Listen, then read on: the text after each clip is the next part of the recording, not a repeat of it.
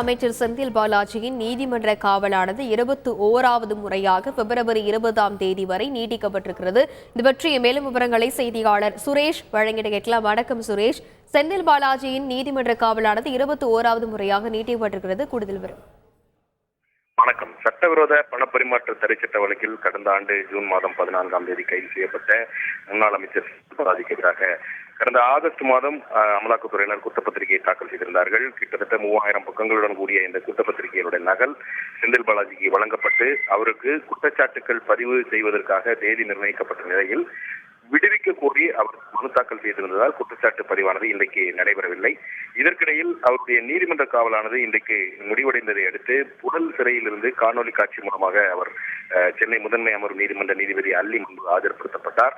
இதையடுத்து செந்தில் பாலாஜியுடைய நீதிமன்ற காவலை பிப்ரவரி 20ஆம் தேதி வரை நீட்டித்து நீதிபதி அல்லி உத்தரவிட்டிருக்கிறார். இதன் மூலமாக 21வது முறையாக இந்த செந்தில் பாலாஜியுடைய நீதிமன்ற காவலானது நீட்டிக்கப்பட்டிருக்கிறது என்பது குறிப்பிடத்தக்கது.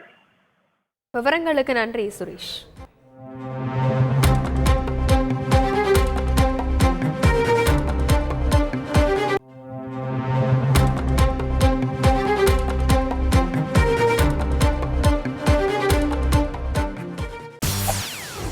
செய்திகளை உடனுக்குடன் தெரிந்து கொள்ள உடனே சப்ஸ்கிரைப் பண்ணுங்க.